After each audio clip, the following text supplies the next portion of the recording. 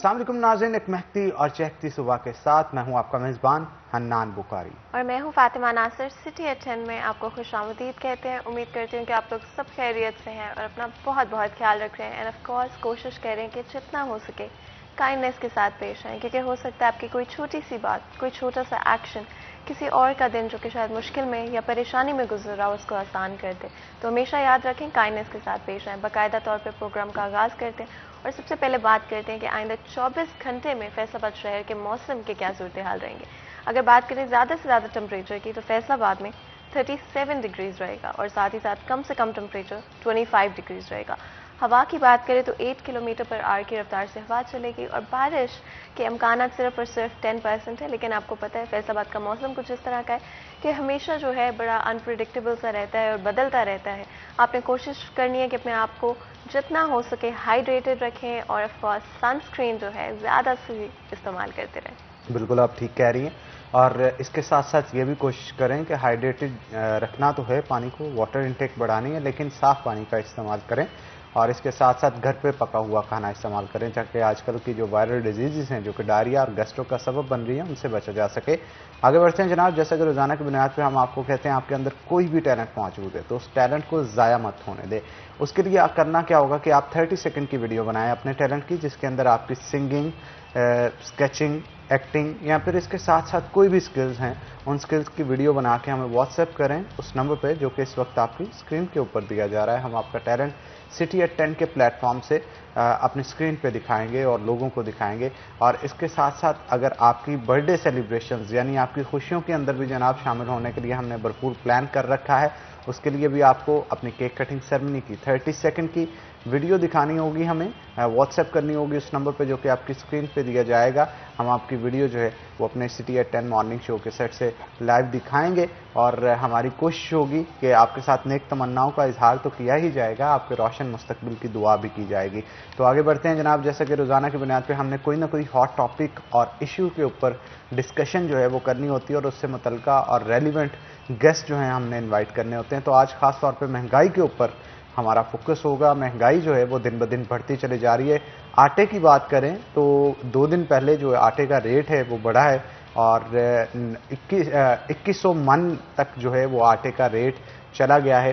पहले 1950 था और 20 किलो आटे की थैले की बात की जाए तो पहले जो है वो तकरीबन 1030 रुपये तक मिलता था और अब 1100 रुपये तक जो है वो आटे का थैला मिल रहा है, जिसकी वजह से शहरी काफ़ी परेशान है। और यही नहीं, एशियाई खुरोनोश की तमाम चीज़ें जो हैं वो सस्ती होने की बजाय दिन ब दिन महंगी हो रही हैं। महंगाई की वजह से आम आवाम जो है वो महंगाई के फंदे के अंदर इस तरह से फंस चुकी है कि हुकूमत वो फंदा महंगाई के ज़रिए जब आहिस्ता आहिस्ता तंग कर रही है तो उससे सांस लेना मुश्किल होता चला जा रहा है गरीब अवाम का।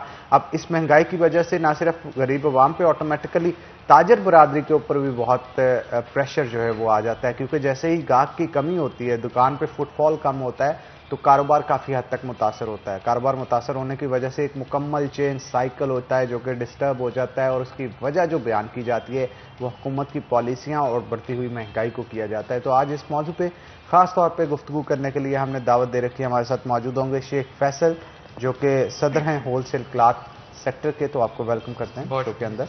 और उनके साथ साथ हाजी सरफराज भी हमारे साथ मौजूद होंगे जो कि सदर हैं मुबीन सदीक सेंटर के, तो आपको वेलकम करते हैं शो के अंदर। शेख साहब क्या कहेंगे, महंगाई दिन ब दिन बढ़ती चले जा रही है। आटा तो एक ऐसी चीज़ है जो कि हर आम और ख़ास दोनों शख्स ने यूज़ करना है, तो आप क्या कहेंगे इस हवाले से, इस बढ़ती महंगाई को कंट्रोल करने के लिए हुकूमत को क्या करना चाहिए? जी बिस्मिल्लाहिर्रहमानिर्रहीम। पहले तो बहुत शुक्रिया सिटी 41 का कि इन्होंने एक दफ़ा फिर हमारे कपड़े के नुमाइंदों को आज अपने प्रोग्राम में मदऊ किया। देखें जी, बात यह है कि आटे के हवाले से तो पिछले 2 अदवार में कपड़ा, रोटी और मकान ये कार्ड खेला जाता रहा है, गरीब के साथ भी और अवाम के साथ भी, क्योंकि ये वो बुनियादी ज़रूरियात हैं जो इंसान के ज़िंदगी के लिए बहुत ही ज़्यादा अहमियत के हामिल हैं।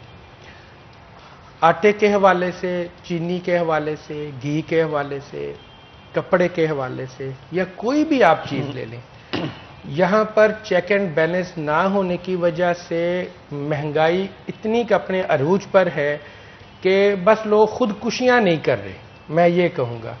और इतनी ज़्यादा अवाम इस वक्त परेशान हैं कि उसको हम अल्फाज में नहीं बयान कर सकते। और गवर्नमेंट के नुमाइंदों की जो कारकर्दगी है वो मैं ये समझता हूँ इन कामों में सिफर है, बिल्कुल सिफर है। और अपोजिशन हमारी ऐसी है कि बिल्कुल खामोश है, उसको सिर्फ अपने वो एक लाले पड़े हुए हैं जो उन्होंने काम किए हुए हैं उसकी वजह से कह लें या कोई और वजह कह लें कि उनको भी अवाम का कोई दर्द नहीं है। अवाम इस वक्त से बेसहारा है, मैं ये कहता हूँ बेयारो मददगार है और कुछ नहीं। तो बहरहाल जितनी देर तक गवर्नमेंट इन चीज़ों को कंट्रोल नहीं करेगी, चेक एंड बैलेंस नहीं करेगी, उतनी देर तक गरीब आदमी पिसता ही चला जाएगा। बिल्कुल आप ठीक कह रहे हैं। तो हमारे साथ हाजी सरफराज भी मौजूद हैं, उनसे भी गुफ्तगू कर लेते हैं। हाजी साहब, क्या कहेंगे, क्या महंगाई बढ़ने से ताजरों की कमाई पे भी असर पड़ता है? महंगाई बढ़ने से गाहक कम हो रहे हैं आपके? अस्सलाम वालेकुम। वालेकुम। 41 चैनल के तवज्जुह से मैं एक बार फिर आपका शुक्रिया अदा करता हूं कि आपने हमें मदऊ किया। असल में देखें, ये जो महंगाई की शरह है ना, ये हर चीज़ पे इफ़ेक्ट कर रही है। ये सिर्फ मेडिसिन ले लें, कपड़ा ले लें, और जितनी भी चीज़ें हैं, हर चीज़ की जो प्राइस है ना वो बहुत हाई लेवल पे चली गई है। अब तो हर आदमी जो है ना वो चारा अपने तन मन की नहीं सोच रहा, अपने पेट की सोच रहा है। तो गवर्नमेंट ने तो वो भी मामला जो है ना वो बहुत ऊपर कर दिया है। देखिए, पहले जो रोटी 3-4 रुपए की थी, अब 15 रुपए की रोटी मिल रही है। और गरीब आदमी बेचारा वैसे भी मेहनत करता है, उसे भूख भी ज़्यादा लगती है। वो 5-6 रोटियां खाएगा तो जाहिर बात है कि सिर्फ और सिर्फ उसको रोटी जो है ना केली नमक के साथ खानी पड़े तो 100 रुपए की पड़ेगी। अगर वो उसके साथ सालन मर्दू करता है तो 200 रुपए में पड़ेगी। अगर उसके जी भी माशाल्लाह ज़्यादा होते हैं, तो इस वजह से वो बहुत परेशान है। गवर्नमेंट को चाहिए किसी अच्छे तरीके से वो सब जो मामलात है ना वो सही करे। कम अज कम गरीब को खाने की चीज़ें जो है ना वो बहुत ही अच्छी प्राइस पे मिलनी चाहिए ताकि वो अपनी ज़िंदगी अच्छे तरीके से गुजार सके। वो गवर्नमेंट कह रही है कि हम कैसे कंट्रोल करें। देखें भाई, आप बाख्तियार हैं, आप किसी के मुख्तियार में नहीं है, आप बाख्तियार हैं। हर चीज़ को कंट्रोल करना आपका हक भी बनता है और आप कर भी सकते हैं। ये जो माफिया है आए दिन स्टॉक वगैरह कर लेते हैं और सारा बोझ जो गरीब आदमी पे पड़ता है, गरीब आदमी तो मर जाएगा।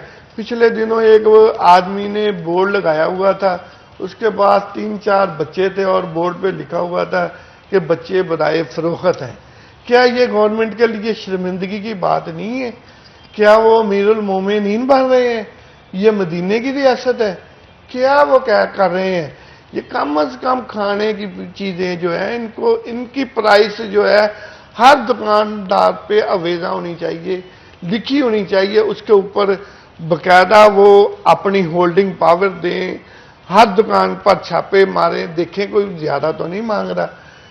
पिछले दिनों एक रेडी वाला बेचारा आम लगा के एक फुटपाथ पे खड़ा था। इनको गवर्नमेंट को तो ये तो याद आता है कि ये जो गरीब आदमी फुटपाथ पे रेडी लगा के अपना रोजगार चला रहा है, चलो उसको चलाने दो।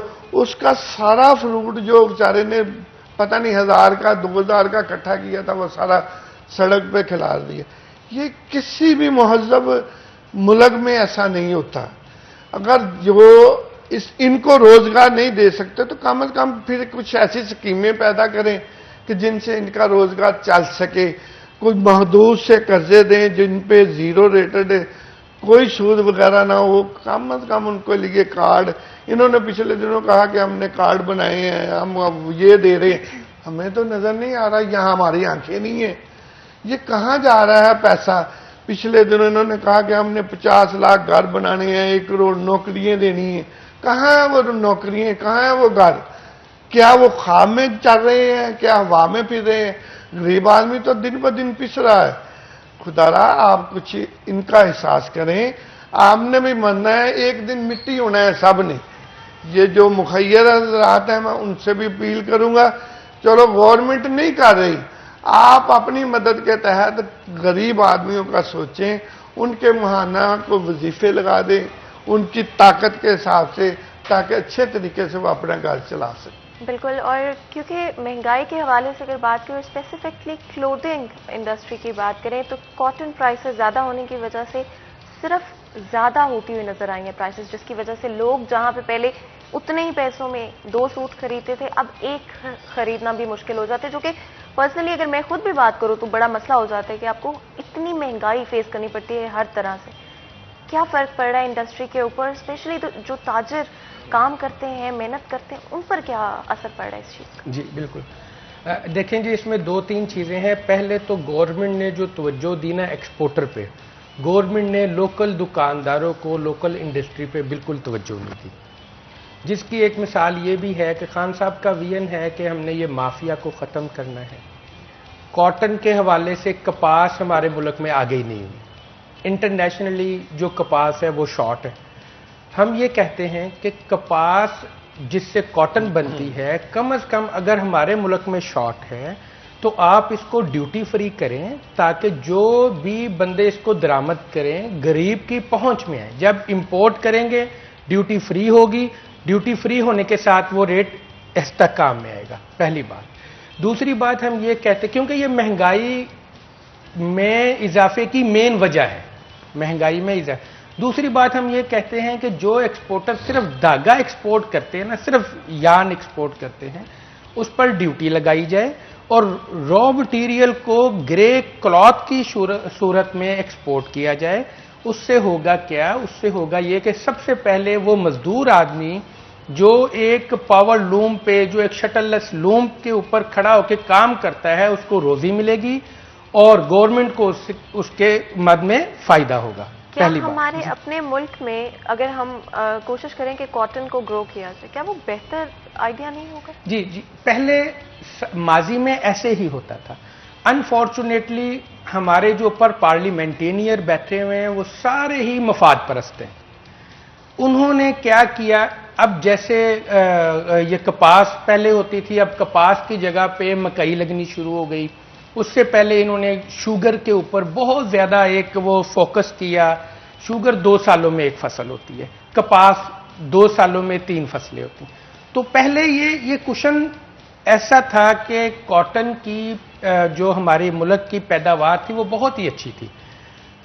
जब माफिया ने जो हमारी स्प्रे होती है उसमें हाथ डाला, तो आप इमेजिन करें कि स्प्रे में इतना दमखम ही नहीं है कि वो उस मक्खी को, उस कपास के ऊपर जो वायरस होता है उसको ख़त्म कर सके। जब ज़मींदार को उसका नुकसान हुआ तो वो फिर कपास से पीछे हटते गए, मकई की तरफ आ गए, शुगर की तरफ आ गए, जिसकी वजह से महंगाई इतनी बढ़ गई हुई है कि हम आपको क्या बताएं कि कस्टमर की इस वक्त क्या बाइंग पोजीशन बिल्कुल नहीं है कस्टमर में इस वक्त। और फिर आए दिन ये जो डॉलर की फ्लक्चुएशंस होती हैं, डॉलर के रेट बढ़ने से आम आदमी डायरेक्ट इफेक्ट करता है। हम ये आपको जो फिगर्स बता रहे हैं, आप यकीन करें ये ट्रू फिगर्स हैं। अगर कोई गवर्नमेंट के नुमाइंदे ये सुन रहे हैं, हम ये 41 के तवज्जुह से उनसे रिक्वेस्ट करते हैं कि आप इन चीज़ों को लाजमी फोकस करें। ये चीज़ें फोकस करने वाली हैं। आप डॉलर को रोकें, आप कपास पे तवज्जो दें, आप दरामदी ड्यूटी फ्री करें कपास के ऊपर। आप देखेंगे कि कॉटन जो कि गरीब आदमी पहले पहनता था अब नहीं पहन रहा, इसका रेट कम होगा इंशाल्लाह। बिल्कुल। और अगर टैक्सेस के हवाले से बात करें तो डेफिनेटली बहुत सारी चीज़ें सुनने को मिलती हैं, लेकिन आप बेहतर बता सकते होंगे कि ये जो टैक्सेशन और पॉइंट ऑफ सेल इंट्रोड्यूस करवाया गया है किस तरह से इम्पैक्ट करे इंडस्ट्री को, और इंडिविजुअल ताजर जो हैं उनको किस तरह से इम्पैक्ट करे? देखें, पिछली 2-3 दिन पहले ना फैसलाबाद चैम्बर में यही डिस्कस हुई है। वहाँ माँ साहब आए थे, उनको हमने बहुत सारी दी है यार कि ये जो हमारे 17% टैक्स लगाया है ना, ये हर जगह पे वसूल कर रहे हैं। इस हिसाब से तो हमारा मुल्क इतना अमीर हो जाना चाहिए कि ये अव्वल नंबर पे आना चाहिए, लेकिन उसकी मद में समझ ही नहीं आ रहा। ये 17% देखें, अगर शुरू से शुरू हो जाए, ये कपास की जो फुटी है उनसे लेते हैं, जिनिंग से लेते हैं, फिर आगे आ जाए कपड़े पे, उस पे लेते हैं, एक्सपोर्ट से लेते हैं, फिर वो प्रोसेसिंग पे लेते हैं, डाइंग पे लेते हैं, हर बंदे से 17% ले रहे हैं। तो इतना टैक्स कहाँ जा रहा है? ये सारा उनका माफिया की जेब में जा रहा है, जारी बात है, हम भी समझते हैं। बिल्कुल आप ठीक कह रहे हैं। और अगर बड़े स्टोर्स पे आप जाएं तो वो वहां पे आप ग्रॉसरी शॉपिंग करें तो मेरा ख्याल है हजारों रुपए बिल बनता है, 40,000 50,000 रुपया बिल बनता है। अब उस पे 17% हर शख्स से चार्ज किया जा रहा है। यानी एक शख्स रोजाना की बुनियाद पे अगर 10-10 15-15 हजार टैक्सी दे रहा है तो मेरा ख्याल है ये रेशियो रोजाना की बुनियाद पे कहाँ पहुंचा। तो बता रहा हूँ कि इस हिसाब से अगर हमारा जो ये कैलकुलेट करें ना तो हम तो तमाम मुल्क को पीछे छोड़ जाएं, लेकिन वो कहीं नहीं जा रहा है। अब हमने उनको एक राय दी है कि आप ऐसा करें, आप 2% टैक्स लगाएं एक जगह पे और हमारे साथ चलें। हम आपको हर दुकानदार की विजन बताएंगे कि वो इस काबिल है, इतना टैक्स दे सकता है। और इससे ये होगा कि ये फिक्स टैक्स लगा दें। हम दुकानदारों की अल्हम्दुलिल्लाह निशानदेही करेंगे। हम भी देते हैं टैक्स, आज से नहीं दे रहे, आज से 35 साल पहले से दे रहे हैं, लेकिन उसकी मद में हमें मिल कुछ भी नहीं रहा। अगर आप 2% टैक्स लगाएंगे ना तो उस हिसाब से 3,000 अरब रुपया आपको इकट्ठा होगा। तो ये रेवेन्यू जो है एक मुल्क के लिए बहुत अच्छा है।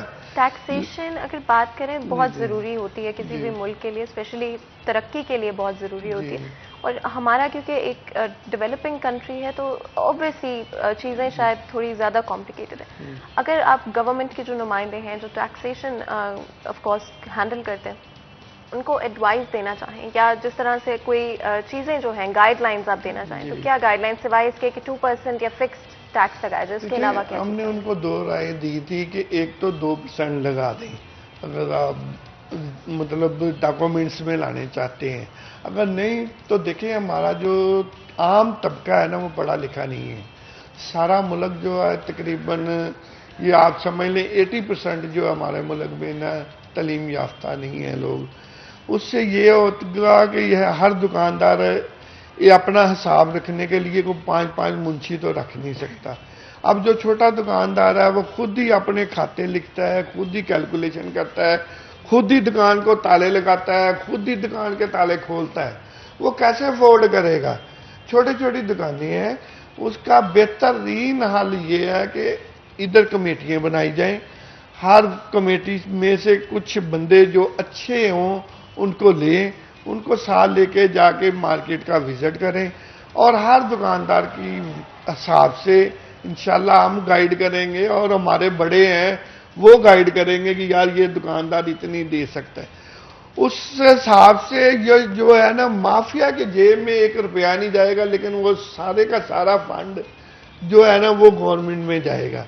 उससे गवर्नमेंट जो है ना अल्हम्दुलिल्लाह मेरे जहन में तो जो बात है वो बहुत अच्छी रहेगी। बिल्कुल आप ठीक कह रहे हैं। पॉलिटिक्स के हवाले से अगर बात करें, ये जो हमारे पॉलिटिशियंस हैं शरीफ फैसलाबाद के, पीटीआई को बड़े जोरों शोरों से इस दफ़ा जितवाया गया था, क्या ताजरों के मसाइल उस तरह से प्रेजेंट कर रहे हैं अपने वज़रा के आगे ताकि इनको हल किया जा सके? क्या कहेंगे जनाब? देखें जी, ये इलेक्शन जब होता है तो उस इलेक्शन के दिनों में बहुत बड़ी बड़ी बातें होती हैं, मगर जैसे ही इलेक्शन ख़त्म होता है तो आप देखें कोई एमएनए, कोई एमपीए, कोई जो मिनिस्टर होता है वो आज तक नहीं उन एरियाज़ में, उन मोहल्लों में, उन इलाकों में कभी नहीं गए। वो ज़रूरत ही महसूस नहीं करते, वो एक खिलाते हैं इलेक्शन के दिन में, ख़त्म हो जाती है बात। जहाँ तक बात है कि वो पार्लियामेंट में हमारा केस कोई नहीं लड़ता, हमें आज तक टीवी में कोई बंदा नज़र नहीं आया जो हमारा केस लड़े। देखिए, टैक्स की एक बेसिक्स हैं कि टैक्स क्यों लिया जाता है मुल्क की तरक्की के लिए, बड़ा ही अहम और ज़रूरी है।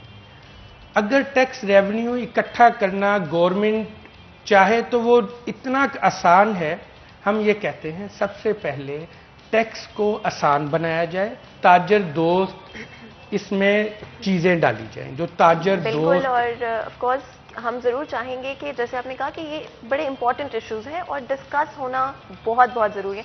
मज़ीद भी गुफ्तगू करेंगे, लेकिन उससे पहले एक बिल्कुल छोटा सा ब्रेक लेंगे। ब्रेक के बाद हाजिर होंगे, कहीं मत जाइएगा, हमारे साथ रहेगा।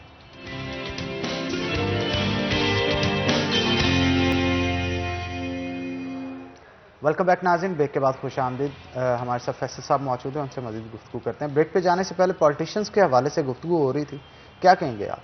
देखिए जी, जब ये वोट लेते हैं तो कुछ ये वादे करते हैं। अब जैसे ताजरों में सबसे ज़्यादा इस वक्त जो इशू हैं वो टैक्स के हैं। हम ये कहते हैं कि ताजर दोस्त पॉलिसियां बनाई जाएं, चैम्बर के साथ, छोटे दुकानदारों के साथ बजट से पहले मिल बैठ के पॉलिसियां बनाई जाएं। जैसे ऐसा बात कर रहे थे, फिक्स की तरफ आए। अगर गवर्नमेंट फिक्स टैक्स की तरफ आएगी, मैं आपको ये यकीन दिलाता हूं कि हमें IMF की किसी कर्जों की जरूरत नहीं पड़ेगी।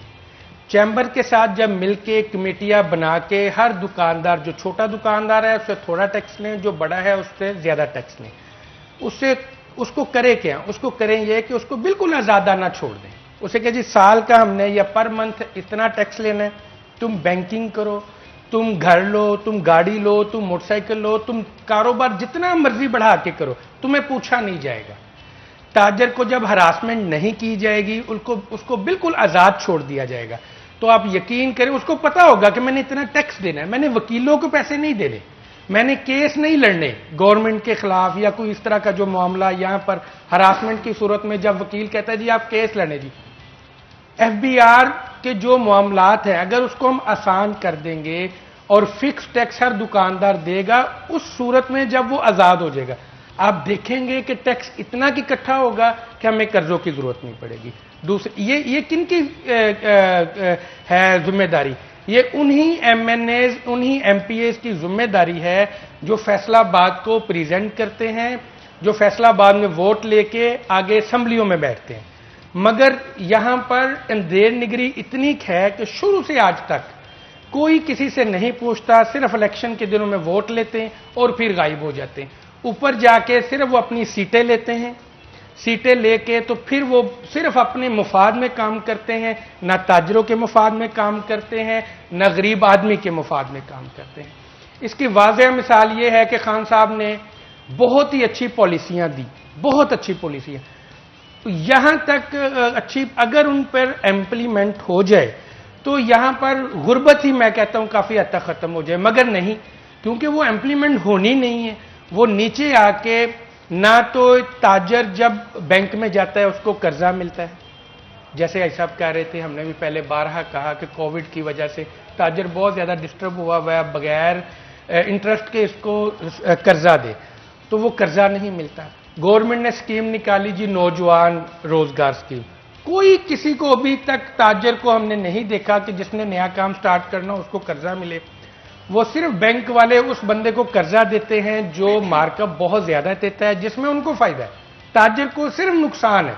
वो बेचारा या तो मजबूरी में जब कर्जा लेता है तो इतना ज्यादा मार्कअप देता है कि वो साल, 2 साल, 3 साल में बिल्कुल ही अपने जो ओरिजिनल पैसे होते हैं वो भी दे के बैंक को तो घर पे बैठ जाता है। हम ये कहते हैं कि ये पॉलिसियां आसान बनाई जाएं। अगर ऊपर पॉलिसियां बनती हैं तो नीचे ये MPAs, MNA या इस तरह की कमेटियां बनाई जाए जो इनको वॉच करे, और वॉच करने के साथ साथ जब इन पर अमल दरामद ना हो सख्त तरीन एक्शन ले। जब ऐसे काम 1, 2, 3 एग्जाम्पल बनेंगी तो आप देखेंगे कि इंशाल्लाह ये मुल्क हमारा तरक्की करेगा, ताजर हमारा खुशहाल होगा। जब ताजर खुशहाल होगा तो गरीब भी खुशहाल होगा, क्योंकि ताजर के साथ सारे ही मामलात जुड़े हुए, अटैच है लोकल ताजर के साथ, एक्सपोर्ट के साथ अपनी जगह पे, मगर लोकल जो ताजर है वो बहुत ज्यादा मुहैया करता है मुलाजमतें। गरीब अब मजदूर है, वो दूसरे शहरों से फैसलाबाद में आते हैं मजदूरी करने के लिए, बेचारे की मजदूरी नहीं बनती। क्यों? क्योंकि महंगाई इतनी ज्यादा हो गई हुई है कि आम अब कस्टमर आता है, उसके ऊपर कोई पोजीशन ही नहीं है कि वो कपड़ा खरीदे कैसे और बेचे कैसे। वो बेचारा पैसे ज्यादा लेके आता है, थोड़ा सा कपड़ा उसको मिलता है और वो जाके उसी में सरवाइव करता है, बस और कुछ भी नहीं। आपने पॉलिसीज के हवाले से बात की, जो पॉलिसीज बनाई जा रही हैं या जो भी कंस्ट्रक्ट की गई अभी तक, इम्प्लीमेंटेशन में क्या इश्यूज आते हैं, क्या रुकावटें जो हैं वो फेस करनी पड़ती हैं? देखें जी, जब तक ये रिश्वत का बाजार गर्म है ना जी, हम अपनी जुबान में इसलिए बात कर रहे हैं कि हर बंदे को, जितनी देर तक ये मैं नाम नहीं लेना चाहता, ये जो हमारे ऊपर बंदे बैठे हुए हैं ना, जितनी देर तक इनको अपना पेट अजीज होगा ना, उतनी देर तक ये कोई पॉलिसी इम्प्लीमेंट नहीं होने देते।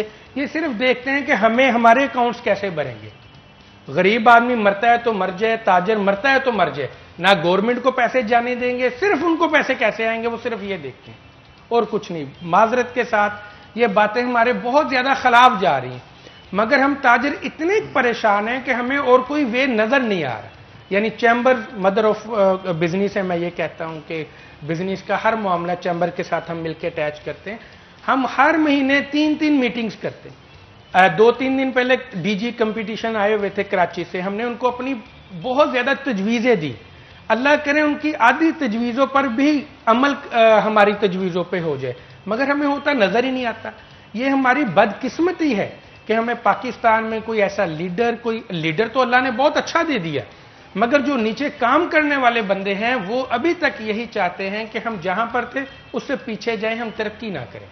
बिल्कुल। और अगर एसोसिएशंस की बात करें, क्योंकि बहुत सारी ऑफकोर्स फैसलाबाद एक इंडस्ट्रियल सिटी है, यहाँ पर कपड़ा जो है वो डेफिनेटली काफ़ी ज़्यादा जो है सेल किया जाता है। डिफरेंट तरह के बिजनेसेस जो हैं उसी के साथ एसोसिएटेड होते हैं। डिफरेंट एसोसिएशंस भी हैं, आपने चेंबर की भी बात की, डेफिनेटली उनके साथ मीटिंग्स आपने मेंशन किया, 3 मीटिंग्स जो हैं पर मंथ की जाती हैं। एसोसिएशंस के साथ कोई मीटिंग्स की जाती हैं, और स्पेशली जब पॉलिसीज़ बनाई जाती हैं तो क्या आपकी जो भी तजवीज़ होती है, जो एडवाइस होती है, वो आगे फॉरवर्ड की जाती है या नहीं? देखें, मैं फैसल भाई की बात को ही आगे बढ़ा रहा हूँ कि उनसे हमारी चैम्बर में 2-3 दिन पहले मुलाकात हुई। उसमें जहाँ जहाँ चैम्बर के सदूर थे वहाँ हर कपड़ा क्लाथ मार्केट के सदूर और जनरल सेक्रेटरी भी थे। सब ने अपनी अपनी मुश्किलात उनको बताई कि हमें ये मसाइल हैं, ये मसाइल। देखिए, आप छोटी सी एक दुकान, जो छोटा तबका है ना, छोटी दुकान लेता है तो 30, 35, 40 हज़ार रुपया तो पहले उसका किराया देता है। अगर वो मुलाजम रखने की पहुंच में तो होता ही नहीं है। अगर वो एक बार मुलाजम रख ले 10-15 हज़ार रुपया उसको भी सैलरी देगा। जाहिर बात है उसके एक्सपेंसेस जो है ना वो मिला के अगर 1 लाख रुपए तक पहुंच जाएंगे तो वो 1 लाख तो खुद नहीं कमाता, घर क्या लेके जाएगा। उनको बताया कि हमें उनको छोटे छोटे दुकानदारों को उनकी हैसियत के मुताबिक उनको कर्जे दें ताकि वो उन कर्जों से अपने घर में भी रिजक लेके जाएं और गवर्नमेंट को भी दें। सरफराज साहब, कर्जों का तो ऐलान किया हुआ है इन्होंने, जी, लेकिन रकम भी मुख्तस है, स्टेट बैंक की तरफ से दिए भी जा रहे हैं, लेकिन वो वाया प्राइवेट बैंक्स। अब प्राइवेट बैंक्स में जब एप्लीकेशन दी जाती है तो उनका कहना है कि वो अपने जो उनके लोन्स होते हैं जो ज्यादा इंटरेस्ट पे होते हैं उनको देने की कोशिश करते हैं, कोई ना कोई हर्डल्स बना देते हैं। इस इशू को क्यों नहीं हल किया जा रहा? देखिए, स्टेट बैंक जो है ना वो उसने तो 1% पे इनको ना बैंकों को दिया हुआ है कर्जा, लेकिन आगे बैंक वाले जो हैं वो 7% मांग रहे हैं। 7% दे के अगर दुकानदार 2% भी नहीं कमाएगा तो इसका मतलब है कि वो तो दिवालिया तो हुआ, पहले ही दिवालिया हो गया उसका, तो ये कर्जा लेके तो वो मर जाएगा। फिर 7% कहाँ से देगा? जबकि स्टेट बैंक ने 1% पे दिया है तो इन बैंकों को चाहिए कि वो भी 1% पे दे दें। चलो नहीं तो कम से कम 2% पे दे दें, जिससे ये होगा चलो वो 3-4% वो कमाएंगे, 2% तो गवर्नमेंट को चला जाएगा, उसका भी पेट भर जाएगा, गवर्नमेंट का भी पेट भर जाएगा।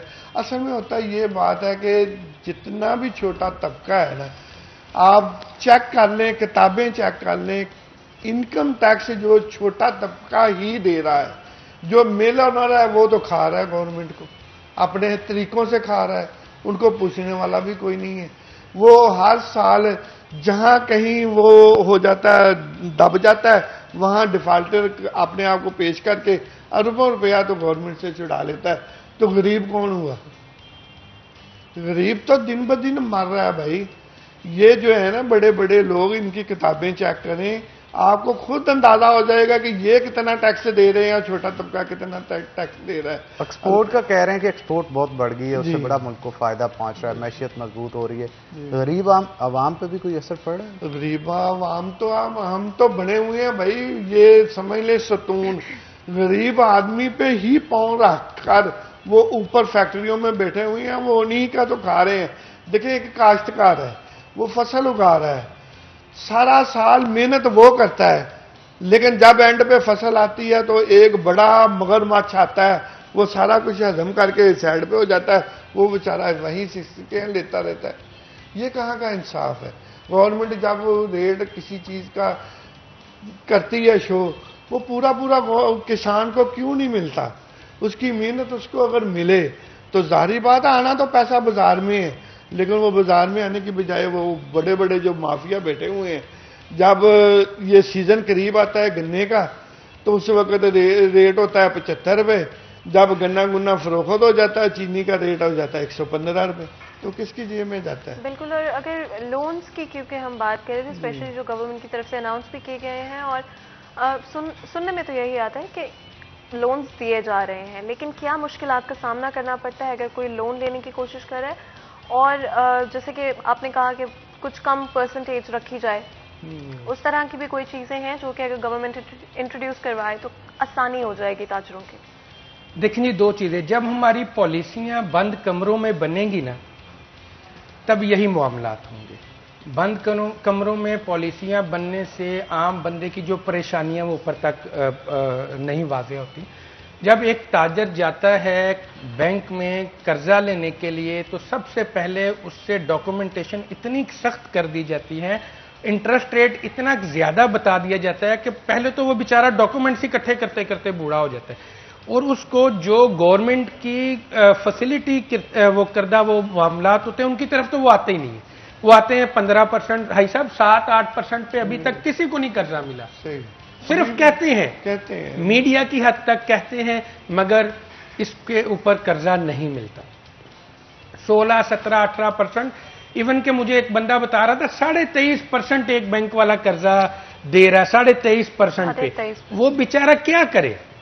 अगर उसको कहीं से पैसे नहीं मिलेंगे, उसको कारोबार करने के लिए पैसे चाहिए, वो साल 2 साल 3 साल में काम करेगा, भाग जाएगा, वो अपनी सारी प्रॉपर्टी बैंक वाले को देगा और खुद बेचारा डिसऑनर होकर बैठ जाएगा। प्रॉपर्टी तो उसके पास होती नहीं है भाई, एविडेंस तो होते ही नहीं। एविडेंस ऐसे ऐसे मांग लेते हैं कि आम आदमी बेचारा गरीब आदमी तो उसके तो मलकियत में एक मरला जगह नहीं होती। यही मैं पूछना चाह रही थी कि क्या किस तरह की जो रिक्वायरमेंट्स होती हैं जो कि आम ताजिर के लिए पॉसिबल ही नहीं हो पाती, जैसे प्रॉपर्टी शो करना, और क्या शराइत होती हैं? बाकी शराइत देखें, ये तो गवर्नमेंट को वैसे भी, आप दूसरे मुल्कों का विजिट करें, वहाँ कोई इन शराइत पे नहीं देते छोटे दुकानदारों को। उनको खड़ा करने के लिए कुछ कम से कम गवर्नमेंट को देना पड़ेगा।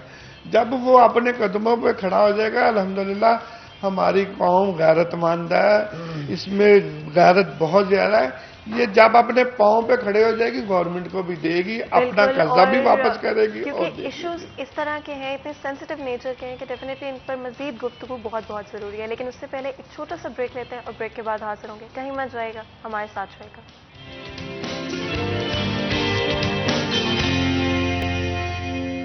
वेलकम बैक सिटी एट 10 में एक दफ़ा फिर आपको खुशामदीद कहते हैं। तो जी, आज ऑफ कोर्स फैसलाबाद की जो क्लोथ इंडस्ट्री है उसके हवाले से बात कर रहे हैं और कोशिश कर रहे हैं कि बहुत सारे डिफरेंट इश्यूज जो कि इंडस्ट्री को फेस करने पड़ते हैं उनको जो है हम डिस्कस कर सकें और होपफुली कोशिश कर सकें कि उनको सॉल्व भी किया जा सकता हो। तो अगर लोकल एक्सपोर्टर की बात करें, लोकल सेल्स पर्सन की बात करें, लोकल ताजर की बात करें, तो बहुत सफ़र किया उन्होंने, लोकल इंडस्ट्री ने बहुत सफ़र किया, जहाँ पे एक दफ़ा एक्सपोर्टर्स जो है या एक्सपोर्ट इंडस्ट्री काफ़ी बेहतरी की तरफ आई है, वहीं पर लोकल इंडस्ट्री ने सफ़र किया है, चाहे वो लोन्स के मामलात में हो, चाहे फिर वो टैक्सेस के हवाले से हो, चाहे फिर वो ओवरऑल रॉ मटेरियल और जो प्राइसेस हैं उनके हवाले से। इसके अलावा और कौन से इश्यूज हैं जिन पर काम करने की ज़रूरत है और इंडस्ट्री को बेहतर करने के लिए और चीज़ें आसान करने के लिए क्या इकदाम हैं जो करने पड़ेंगे?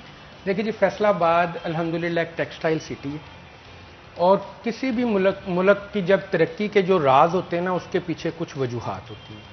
अगर फैसलाबाद टेक्सटाइल सिटी है तो गवर्नमेंट को चाहिए कि कम से कम यहाँ पर इलेक्ट्रिसिटी जो बिजली है वो फ्री करें, गैस के रेट बिल्कुल वो भी ज़ीरो रेटेड होनी चाहिए। जब ये फैसिलिटीज़ आप देंगे, बिजली फ्री देंगे, गैस में और टैक्स में आप इनको बहुत ज़्यादा रिलीफ देंगे इंशाल्लाह, तो उससे हमारा मुल्क भी तरक्की करेगा, ताजर भी आसानी के साथ काम करेगा और काम बढ़ेगा इंशाल्लाह। ये हम इस बात पर करते हैं कि बिजली के आए दिन ये जो रेट बढ़ते हैं, पेट्रोल के रेट बढ़ते हैं, इससे डायरेक्ट महंगाई होती है, डायरेक्ट आम बंदा इससे इफेक्ट होता है। वो बेचारा तो 2 वक्त की रोजी रोटी के लिए मार्केट में आता है, मगर गवर्नमेंट लोकल दुकानदारों पर आज तक तवज्जो नहीं दी।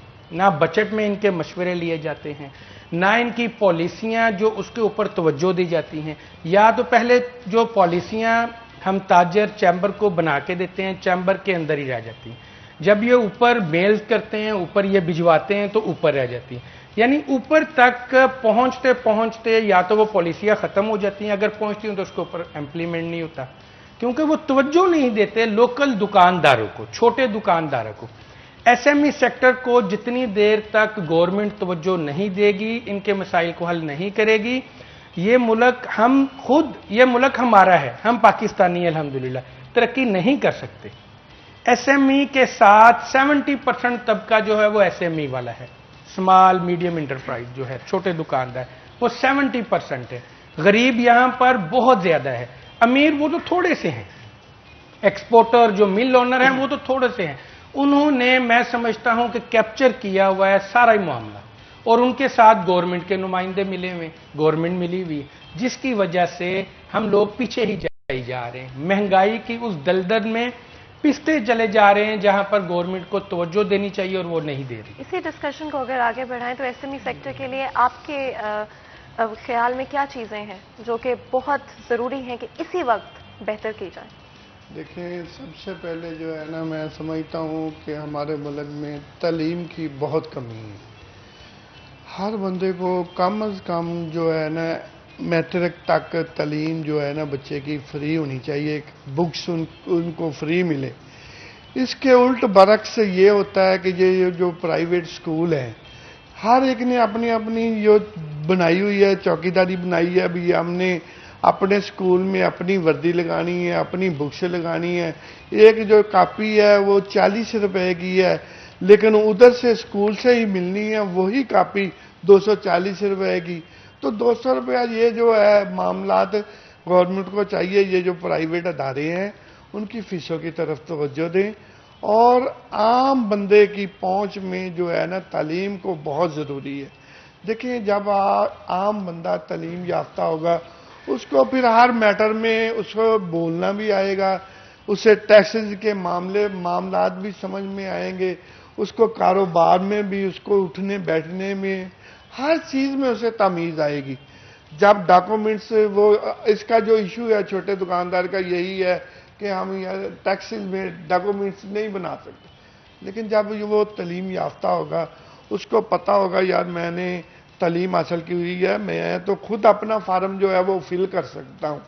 आजकल तो वैसे ही मीडिया इतना इन्वॉल्व हो गया है कि ऑनलाइन आज सिस्टम है, हर बंदा अगर चाहे थोड़ा सा हिम्मत करके पढ़ा लिखा हो ना, अपना जो है वो टैक्स का फार्म खुद भर सकता है, बजाय इसके कि हम वकीलों के हाथों में जाएं। जब हम टैक्सेस अपने हाथ से भरेंगे, हमें हर चीज़ का इल्म होगा कि हम कहाँ गवर्नमेंट को दे रहे हैं, क्या चीज़ हम गवर्नमेंट से वसूलनी है।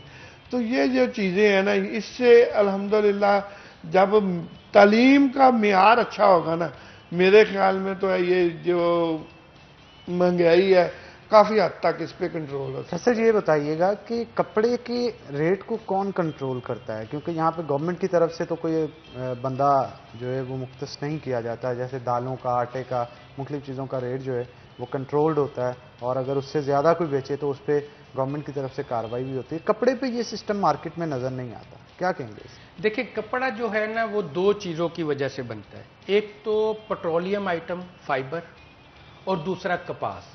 कॉटन हमारी कपास से है, वो पेट्रोलियम आइटम है। जब गवर्नमेंट पेट्रोल को और पेट्रोल को करेगा, उसके रेट्स जो है वो बढ़ने से नहीं बढ़ाएगा और कपास के ऊपर तवज्जो देगा, तो क्योंकि ये चेक एंड बैलेंस हो नहीं सकता कपड़े के ऊपर। हमारे सूतर मंडी में, यान मार्केट में माफिया बहुत बड़े बड़े बैठे हुए, वो जब चाहते हैं सूतर को ऊपर उठा लेते हैं, जब चाहते हैं वो नीचे ले जाते हैं। उसकी मेन वजह ही ये है कि पीछे से वो कंट्रोल नहीं हो सकता। गवर्नमेंट उनसे 17% ले रही है, वो गवर्नमेंट को 17% जो दे रहे हैं वो आगे हमसे 117% करके ले रहे हैं। इतने ज्यादा उनको पूछने वाला इसलिए कोई नहीं है कि सूतर मंडी पूरे एशिया में सिर्फ एक है, पूरे एशिया में सूतर मंडी वही है। हर लूम वाले ने, हर कपड़ा बनाने वाले ने उन्हीं से सूतर लेना है। जब दिल चाहता है वो ऊपर उठा देते हैं, और बहाना सिर्फ ये मिलता है जी डॉलर फ्लक्चुएशन है, बहाना ये पेट्रोल बढ़ गया है जी, बिजली के रेट बढ़ गए हैं जी, कपास नहीं है जी हमारे मुल्क में। ये चीजें अगर गवर्नमेंट कंट्रोल कर ले तो मैं ये 100% दावा करता हूं कि कपड़े के रेट्स नीचे आ जाएंगे, हर गरीब बंदे की पहुंच में कपड़ा आ जाएगा। जो 600 वाला सूट है वो 300 का रह जाएगा। कंट्रोल कैसे करें? देखें, कंट्रोल करने के मैंने 2-3 आपको बताई कि पेट्रोल के रेट जो है उसको मैनेज करें, बिजली के रेट हैं उसको फ्री करें, कपास पे तवज्जो करें, जो दरामदी ड्यूटी है वो फ्री कर दे। बिल्कुल, कपास कुछ चीजें ऐसी हैं जो मुल्क के मफाद में है, यानी अगर हम कपास को ड्यूटी फ्री कर देंगे तो इससे डायरेक्ट फायदा आवाम को होगा।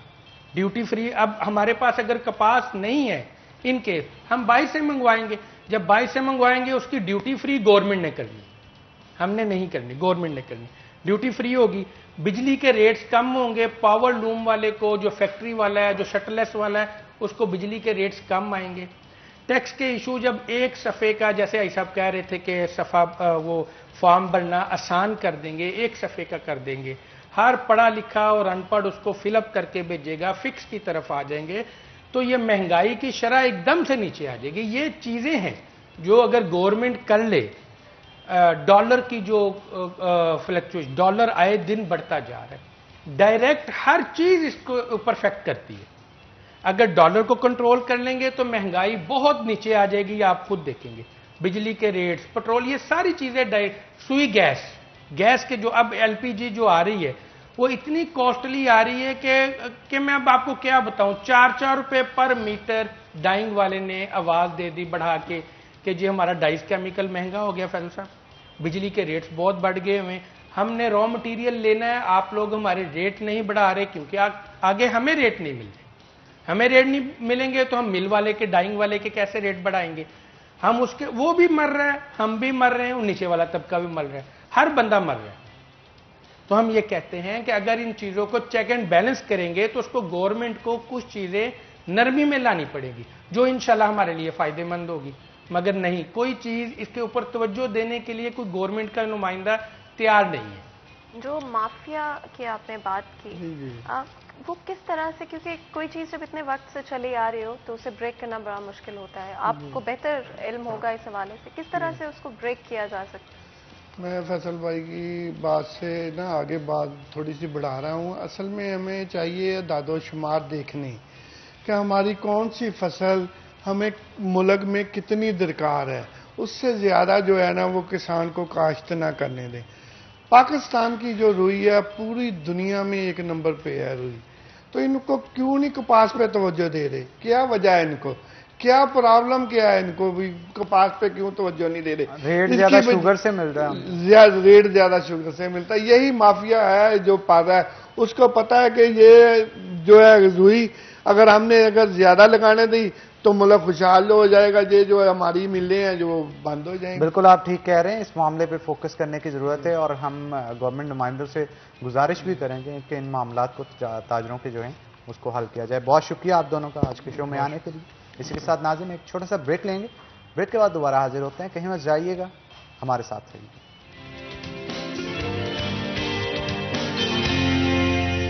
नाज़रीन ब्रेक के बाद खुशामदीद। अगर आप चाहते हैं कि आपकी पर्सनैलिटी बेहतरीन,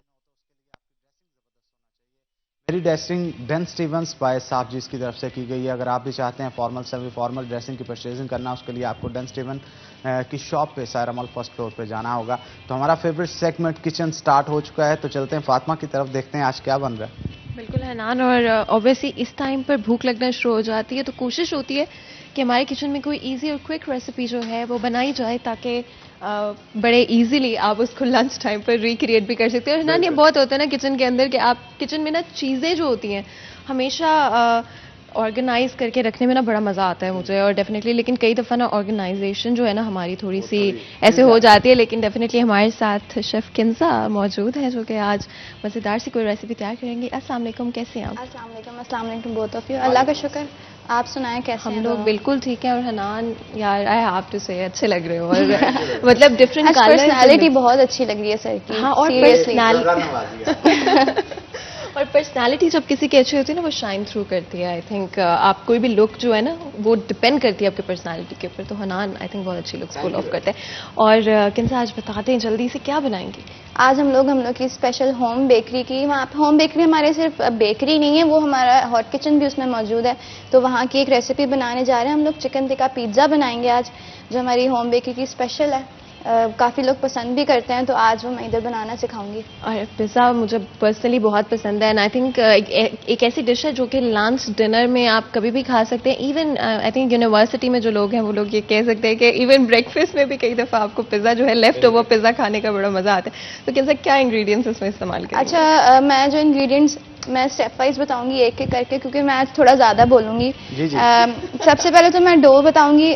डो मैंने मीडियम पिज़्ज़ा बनाना, तो मैंने 250 ग्राम्स मैंने मैदा ले लेना है। उसमें तकरीबन मैं वैसे तो हम लोग ग्रामेज यूज़ करते हैं, हम लोग के वहाँ पे ग्रामेज होता है। तो मैं काफ़ी लोगों के घर पे मशीन नहीं होती है, तो मैं टीस्पून टेबल स्पून के हिसाब से बताऊँगी।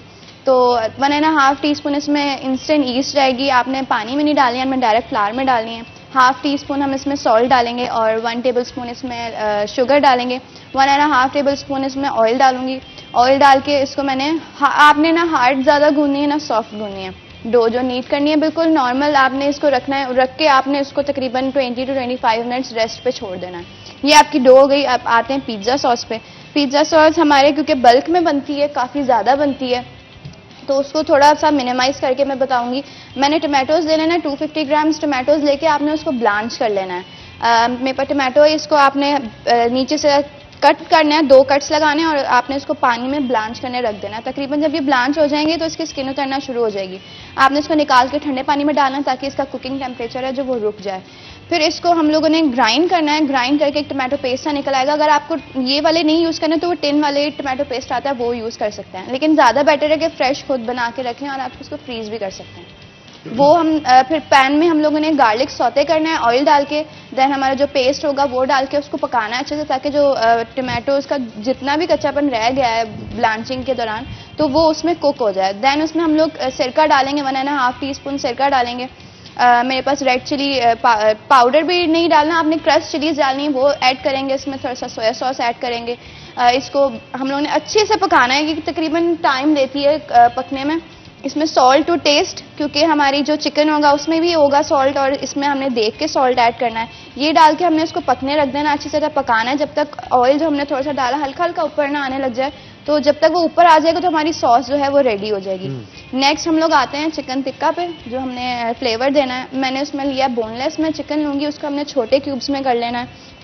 उसमें मैं डालूंगी 1.5 टीस्पून पाउडर डालूंगी, रेड चिली पाउडर, थोड़ी सी हल्दी डालूंगी, थोड़ा सा 1 टेबलस्पून कोरिएंडर डालूंगी क्रश्ड, और थोड़ा सा इसमें ब्लैक पेपर, वाइट पेपर डाल के इसको मैरिनेशन करनी है। साथ में मैं 1 लेमन जूस डालूंगी, जिंजर गार्लिक पेस्ट डालूंगी, और ऑयल भी मैरिनेशन में जाएगा, और जब ये बनेगा तब भी वो ऑयल उसमें भी जाएगा। वो करके मैरिनेशन करके उसको भी साइड पर रख देंगे। देन अब आते हैं टॉपिंग्स पे। टॉपिंग्स पे मेरे पास यहाँ पे ये कैप्सिकम है, रेड बेल टॉपिंग के हवाले से गुफ्तगू करेंगे, लेकिन ये बताइए कि ऑयल कहाँ पे यूज होगा? ऑयल हम लोग जैसे हमने सॉस में भी यूज किया, चिकन में भी यूज किया, अब हम जब चिकन फ्राई करेंगे उसमें भी यूज करेंगे, और बेस में भी लगाएंगे। कौन सा? गोल्डन कुकिंग ऑयल हम लोग लगाएंगे। गोल्डन कुकिंग ऑयल जनाब इस्तेमाल किया जाएगा। गोल्डन कुकिंग ऑयल बनाने वालों का ये कहना है कि इसे अफजान सेहत के असूलों के ऐन मुताबिक कुदरती अज्जा के साथ डबल ऑटोमेटिक प्लांट के ऊपर तैयार किया जाता है, जिसका मकसद ये होता है कि आपके खानों की लज्जत को 4 चांद लगाए जाएं। यही नहीं बल्कि इसके साथ साथ इसमें विटामिन का ब्लेंड भी मौजूद है, जिसमें विटामिन ए, विटामिन डी और विटामिन ई मौजूद है। अगर आप चाहते हैं आपके खानों की लज्जत को 4 चांद लगे, लेकिन इसके साथ साथ आपकी सेहत पे भी मुस्बत असरात पड़े, तो बाजार में जाते सबसे पहले आपका इंतखाब होना चाहिए गोल्डन कुकिंग ऑयल। तो मैं चाहता हूं जहां पे रेसिपी आपने छोड़ी थी टॉपिंग पे स्टार्ट करें। अच्छा, टॉपिंग्स डिपेंड करता है कि आपको कौन कौन सी चाहिए। कुछ लोग रेड बेल पेपर और ये इस्तेमाल करते हैं, लेकिन टिक्का हम लोग बना रहे हैं तो उसको हम लोग सिंपल रखेंगे। मेरे पास कैप्सिकम है, अनियन है, टमाटोज हैं, ऑलिव्स हैं, हेलोपिनोज हैं। ये अब हम लोग, मैं इसकी आपको बताती हूँ कि इसकी सैम्पलिंग कैसे करनी है। पहले हमने जो हमारा बेस जो हमने रेडी किया है डो, उसको बेल लेना है, हमने अपने पैन में बिछा लेना है, नीचे ऑयल लगाना है। देन उस पर हमारी जो सॉस बनी होगी उसको स्प्रेड करना है, नीचे चीज़ डालनी है, हल्की सी बिल्कुल डालनी है, ताकि जो हमारी टॉपिंग होगी वो नीचे तक चिपक जाए, वो गिरे ना। बिल्कुल। और किनसा, क्योंकि आपने टोमेटो पेस्ट खुद बनाई है, बड़ा मुश्किल काम होता है, तो लेकिन ऑफ कोर्स किन्जा एक्सपर्ट है तो इसीलिए तो बना सकते हैं। तो यहाँ पर जितनी देर किन्जा पिज़्ज़ा तैयार करती हैं हम एक छोटा सा ब्रेक लेते हैं। ब्रेक के बाद हाजिर होंगे, कहीं मत जाएगा, हमारे साथ रहिए।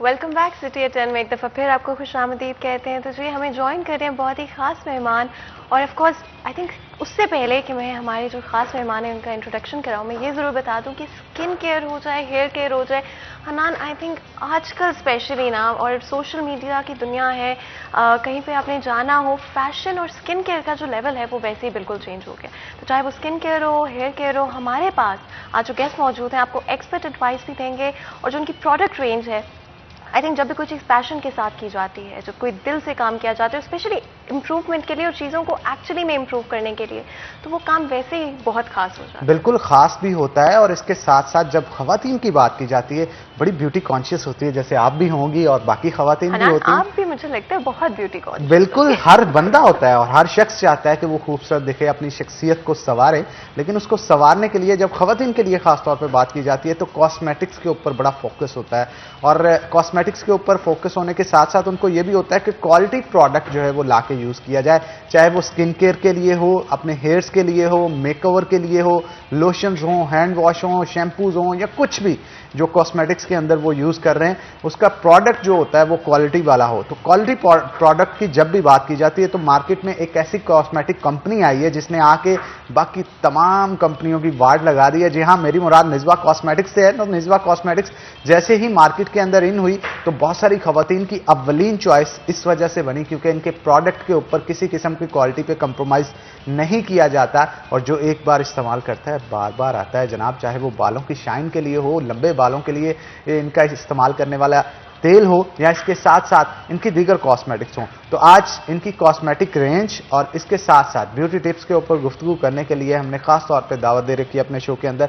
एनी ताहिरा हमारे साथ मौजूद होंगी जो कि निज़वा कॉस्मेटिक्स की ब्रांड एम्बेसडर है और खुद भी बड़ी हसीन है, आप देख भी सकते हैं। और उनके साथ साथ मलक गुलाम नबी भी हमारे साथ मौजूद होंगे जो कि CEO हैं निज़वा कॉस्मेटिक इंटरनेशनल के। तो आपको भी वेलकम करते हैं जनाब शो के अंदर। तो पहले गुलाम नबी साहब की तरफ चलते हैं और उनसे गुफ्तगू का आगाज़ करते हैं। जनाब, किस तरह से आपका ये माइंड में आया और किस तरह से इस कंपनी को लॉन्च किया, इसके पीछे क्या सोच थी, और जो प्रोडक्ट्स आप फ्राम कर रहे हैं वो कौन कौन से प्रोडक्ट्स हैं, किस तरह के लोग इस्तेमाल कर सकते हैं जिनको स्किन का प्रॉब्लम है, जिनको बालों का प्रॉब्लम है, और क्या प्रोडक्ट रेंज क्या है आपकी? बिस्मिल्लाहिर्रहमानिर्रहीम, अल्हम्दुलिल्लाह रब्बिल आलमीन। लास्ट टाइम भी हम इधर ही आए थे आपके प्रोग्राम में, इंट्रोड्यूस करवाया था पूरी प्रोडक्ट। 26 रेंज है हमारी ये टोटल आइटम। हम हेयर एंड स्किन पे काम कर रहे हैं टोटली। हमारे पास ब्यूटी क्रीम है जो हमारे पास आप देख सकते हैं स्क्रीन पे, वाटर बेस है, 25 ग्रामेज है, आपकी स्किन को वाइट भी करेगी, केयर भी करेगी, और आपके पिंपल्स और जो डार्क्स हैं, डबल लाइनिंग आती है, डबल शेड आता है, इसको भी क्लियर करती हैं, सनशेड से भी क्लियर करती हैं।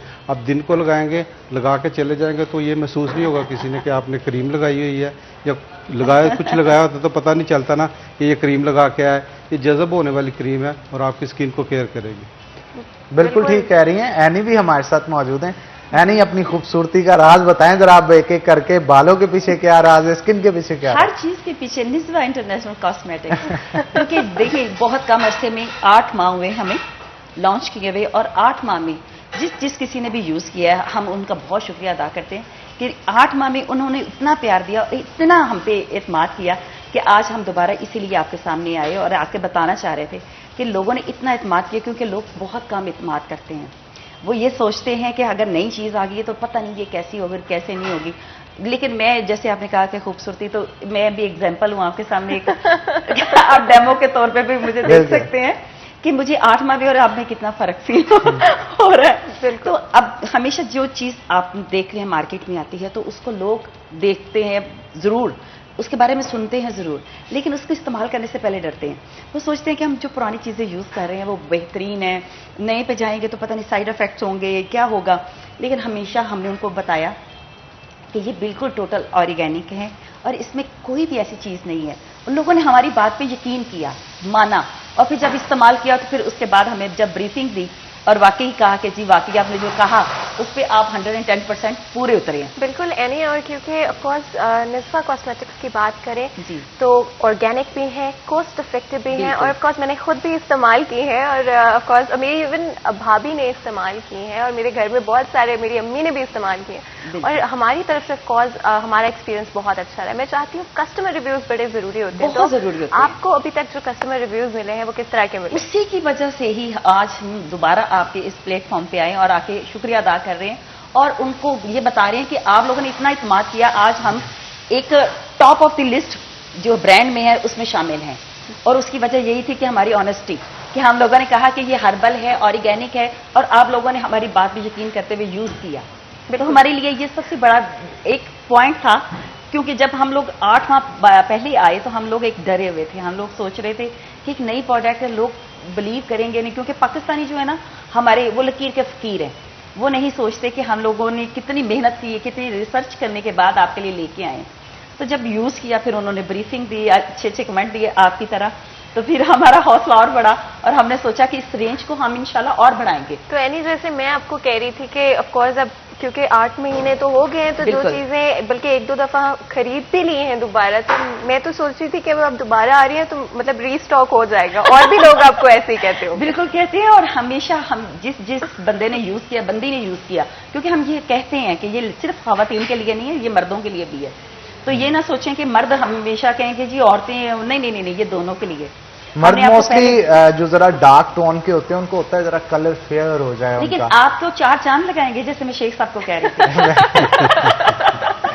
ये जो जरूरी नहीं होता कि आप गोरे हैं तो आप क्रीम यूज नहीं करें, ये आपको फेयरनेस देती है, आपकी ग्लोइंग करती है, ये भी जरूरी होता है। खाली एक, लेकिन मैं अगर व्हाइट हूं तो और व्हाइट हो जाए, आर्टिफिशियल नहीं लगेगा। व्हाइट जरूरी नहीं कि आप इससे व्हाइट हो जाएं, इसमें आपकी ग्लो आना जरूरी है, कि आप ग्लो कर रहे हो, आप दूर से नजर आ रहा हो कि भाई आप एक पर्सनैलिटी, चमकता तारा आ रहा हो, दूर से चमकता तारा आ रहा हो। ये जरूरी नहीं है कि आप जी गोरे हैं। देखें, हर चीज पे एक टाइम लगता है, आप उसको मेहनत की जरूरत होती है। आप जवान होते हैं, आप टीन एजेस होते हैं, तो आपकी एक ग्लोइंग ओवर होती है। जैसे जैसे आप काम करने शुरू होते हैं, आप फिर वर्किंग पे आते हैं, तो आपकी स्किन भी जाहिर है उसके साथ साथ डैमेज होती है। तो जब आप हम निस्वा इंटरनेशनल चीजें यूज करेंगे तो डेफिनेट वो आपको साथ साथ सपोर्ट करेगी, आपकी फेयरनेस को, आपकी खूबसूरती को, आपको और वैसे भी तो ये सनलाइट की वजह से भी बड़े इश्यूज होते हैं। बहुत सारे इश्यूज होते ही सन की वजह से। जैसे वो अभी शेफ हमारी बता रही थी कि हीट के आगे वो खड़ी हैं, जाहिर है, और हमारी ज्यादातर खवातीन जो हैं ही, बल्कि पाकिस्तान की नहीं, पाकिस्तान से बाहर की, पाकिस्तान में तो हमें फिर भी कोई थोड़े बहुत सपोर्ट मिल जाती है कि चलो जी मेड आ गई, उसने कुछ ना कुछ हेल्प कर दी। बाहर तो आप करते ही आप खुद है ना सारे काम। तो जब आप हीट के आगे खड़े हैं, सन के आगे से सारा दिन, तो आप हमारी ब्यूटी क्रीम यूज करते हैं, और हमने कहा है कि ये आप मनी बैक गारंटी के साथ है, आपको कोई खुदा न खासा साइड इफेक्ट नहीं है, ऑर्गेनिक है, हर्बल है, और आप इसको यूज करते हैं, कोई पता नहीं चलेगा कि आपने इसके ऊपर, फेस के ऊपर कोई चीज अप्लाई की हुई है। ये बिल्कुल आपको वाटर बेस है, ये बिल्कुल स्किन के अंदर जज्ब हो जाती है। और जैसे आप हीट पे जाते हैं तो लोग टिश्यू बार बार यूज करते हैं, ये वाटर बेसिस को आपको बार बार टिश्यू लगाने की भी जरूरत नहीं है, ये बिल्कुल जज्ब हो गई, आपको पता ही नहीं चलेगा कि आपके फेस के ऊपर कोई भारीपन भी है। तो मेरा ख्याल है कि ब्यूटी क्रीम हमारी जो है सबसे पहले बेस्ट है। उसके साथ आप देख रहे हैं हमने एक सीरम दिया हुआ है, वो भी उसके साथ बेस्ट है। अच्छा, सीरम का क्या मैजिक है? सीरम ये है कि बाकी ब्रांड्स जितने भी हैं वो सीरम जो है आपको अलग से परचेज करना पड़ता है, और निस्वा इंटरनेशनल ने ये भी आपको सहूलत दी है, आपके पैसों की बचत की है। खूबसूरती को बढ़ाने के लिए हमने कहा हमारे अलावा आप किसी की प्रोडक्ट यूज ना करें। सीरम हमने उस बॉक्स के अंदर आपको फ्री दिया विदाउट एनी अदर कॉस्ट, ये आपको इसमें इंक्लूडिंग है। और mg भी हमारी इससे ज्यादा है, जो बाकी कंपनियों की 18 है, हमारी 25 है। तो खूबसूरती के साथ साथ फायदा भी है, और जेब पे ना भारी, खूबसूरती में है आगे आगे। तो अब इसके अलावा आप देख रहे हैं हमारे पास, क्योंकि आजकल वेदर जैसे चेंज हो रहा है, उसमें भी आपको हेयर की बड़ी प्रॉब्लम होती है। बिल्कुल, हेयर आपके गिरने शुरू हो गए हैं, हेयर फॉलिंग तो सबका मसला है। इवन कि बच्चों को भी आप देख लेंगे ना, तो बच्चे भी आपको परेशान है, बड़ों का तो बुरा हाल है ये। मुझे भी वैसे हेयर फॉल से बहुत डर लगता है, और बहुत ज्यादा हो भी रहा है। हाँ, no, इसीलिए हमने इस पे काम किया ना, काम किया है, क्योंकि अगर हमारे मुझे अगर इफेक्ट हुआ है तो दूसरों को इफेक्ट ना हो। और सर ने भी यही सोचा कि भी देखिए हम एज बढ़ती है, पाकिस्तानी वेदर है, या हम मुल्कों फिरते हैं, जिसको हम कहते हैं पाकिस्तानी में घाट घाट का पानी पीना। तो जब आप मुल्क फिरते हैं तो आपके डैमेज करता है वो पानी। डैमेज की अगर हम बात करें, हेयर डैमेज की, तो क्या ऑफ कोर्स ये प्रोडक्ट्स इस्तेमाल करने से क्या रीग्रोथ भी पॉसिबल होगी और डैमेज जो है क्या वो रिवर्स भी हो सकता है? बिल्कुल हो सकती है, बिल्कुल रिवर्स हो सकती है। हेयर ऑयल आपके पास हेयर ऑयल ना, कोई भी चीज़ अगर इस्तेमाल करना शुरू करते हैं, कोई अगर दरख्त है उसके पत्तों को पानी देंगे तो जड़ों को कोई फायदा नहीं होगा। ऐसे ही हमारा हेयर ऑयल है, इसके ऊपर हमने कॉम्बो दी है। कॉम्बो यूज़ करें, आप अपनी जड़ों में तेल दें बालों के, जब इसको प्रोटीन मिलेगी, इसकी खुराक मिलेगी, तो ये बाल गिरना, पहले तो फर्स्ट ऑफ ऑल आपके बाल गिरना बंद हो जाएंगे। आपका ब्रश में जो बाल आते हैं वह फर्स्ट वीक में, सेकंड वीक में वो ब्रश आपका फ्री हो जाएगा बाल गिरने से। उसके बाद ग्रोथ है, इसको आहिस्ता आहिस्ता इसको ग़िज़ा मिलती जाएगी, फिर ग्रोथ होएगी, फिर जो डबल मुंह वाले बाल होते हैं वो ख़त्म हो जाएंगे, फिर इंशाल्लाह ग्रोइंग भी होगी। कंटिन्यूटी आप यूज़ करते रहेंगे तो ग्रोइंग जरूर होगी। अच्छा, एंड डेफिनेटली, क्योंकि सबसे पहले तो वो जो डैमेज हो रहा है उसे रोकना जरूरी होता है। और बिल्कुल आपने सही बात की कि जड़ों में जो है ना आपकी रूट्स तक ऑयल पहुंचना बहुत जरूरी है। बिल्कुल, आप देखें हमारी जितनी भी खवातीन हैं जो बड़ी हैं वो हमेशा कहा करते थे कि आप बैठो, मैं आपके सर पे ऑयलिंग करती हूँ। ये नहीं कहा कि भी खुद जाओ और जाके, क्योंकि हम लोग तो खुद तो जल्दी जल्दी में बस किया और रब किया और बस भाग गए, खुद तो केयर नहीं होती। तो हमने ये आपको एक मदर साथ दे दी है कॉम्बो की शक्ल में। ये आप अकेले भी हैं, आप आराम से इसको स्किन के साथ आपके जिल्द में जाएगा ऑयल और जाया भी नहीं होगा। आपका चंपी पार्टनर आपने दे दिया। क्योंकि सबसे बड़ी चीज होती है कि आपकी स्किन के अंदर तक जाए, जड़ों तक जाए, ना कि ऊपर वाली सतह रहेगी तो वो तो फिर जाहिर है आप समझ लें कोई फायदा नहीं है। स्किन के अंदर जाएगा, जड़ों तक जाएगा ऑयल, तो ही आपको फायदा देगा। आप उसको यूज करते हैं अपनी प्रॉब्लम के हिसाब से, कि अगर आपकी हेयर फॉलिंग है तो आपने फिर उसके हिसाब से ऑयल चूज करना है। अगर आप समझ रहे हैं कि 2 मुंहे बाल हो रहे हैं तो उसके हिसाब से आपने करना है। आपको शाइन चाहिए, आपको घने चाहिए, तो ये सारी चीजें जितनी भी हैं हमारी, ये आपकी हर एक मसले के हल के लिए। इसमें हमारे टोटल 7 वेरिएंट हेयर ऑयल है, इसीलिए हमने डिफरेंट वेरिएंट रखे हैं डिफरेंट प्रॉब्लम के लिए, कि किसी को कुछ मसला है, किसी को कुछ मसला है। आप अपने देखें जाके क्या मसला है, उसके हिसाब से चूज करें और उसको इस्तेमाल करें, इंशाल्लाह इसको आपको बहुत फायदा होगा। बिल्कुल, और क्योंकि कोई भी जो प्रोडक्ट रेंज होती है आई थिंक उसमें ना फेवरेट्स बन जाते हैं, कुछ गो टू। अब जैसे ये जो चंपी पार्टनर है आई थिंक पर्सनली मेरा फेवरेट है, क्योंकि हर वक्त कोई नहीं होता जो आपको जो है तेल लगा सकता हो, तो आई थिंक आपका काम आसान हो जाता है। बिल्कुल, आप बात करते करते एक मोबाइल, क्योंकि आप देखें आजकल तो मोबाइल जो है आपकी जान ही नहीं छोड़ता ना कहीं भी। आप अपने वो, और आपके हाथ भी गंदे नहीं हो रहे, आपके जो कॉम्बो है वो आपको ये भी सपोर्ट दे रहा है कि आप अपने ऑयल फ्री हैंड्स के साथ अपना मोबाइल यूज करें, कोई काम भी कर रहे हैं और आप साथ साथ ऑयलिंग भी कर रहे हैं। अच्छा, बॉडी केयर के लिए कोई लोशंस हैं आपके पास? बिल्कुल है। उसकी क्या रेंज है और ये भी बताइएगा कि उससे क्या फायदे क्या हैं? लोशन बिल्कुल अभी हमारे साशे में, सर्दियां स्टार्ट होने वाली हैं ना, साशे में ऑलरेडी इंट्रोड्यूस कर चुके हैं। इन फ्यूचर हम उसको पैकिंग में, बड़ी पैकिंग में लेके आ रहे हैं। अच्छा, यानी कि अभी के लिए आपने एक ये जो स्टार में आपको जो स्टार में आपको पहला नजर आ रहा है ना, ये हमारा मॉइस्चराइज लोशन है कोकोनट। अभी हमने इसीलिए पहले जो ये फिशर रेंज भी है ना, हमने साशे में लेके आए, फिर उसमें फैमिली पैक ली 6 in 1 में।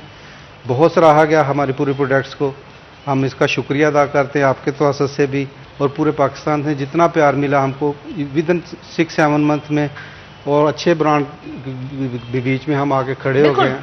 ये हमारे लिए बड़ी खुशकिस्मती और है। जो हमें कंपेटिटर्स को सही टक्कर मिल, जो हमें रिव्यू मिल रहे हैं, हाँ, ये खुदा की तरफ से है कि हम लोगों ने एक मेहनत की और बड़े ही क्या कहते हैं ना अच्छे तरीके से, कि हम लोगों ने ये नहीं सोचा कि हमारा फायदा क्या है, हमने अवाम का फायदा सोचा, और कोई तो अवाम ने उतना ही प्यार दिया, इतना इत्मीनान किया। और ईमानदारी से जब कोई काम किया जाता है फॉर द राइट इंटेंशन, तो आई थिंक वो वैसे ही कामयाब होता है। बिल्कुल, अल्लाह की रहमत से हमने जो मेहनत की है, पहले एक बंदा खूबसूरत दिखना चाहिए, कुछ भी खूबसूरती बनाई इसकी, फिर इसकी सीरत दिखनी चाहिए, फिर वो बाद में दिखती है जब आप किसी की चीज़ को इस्तेमाल करें या किसी से मिलें।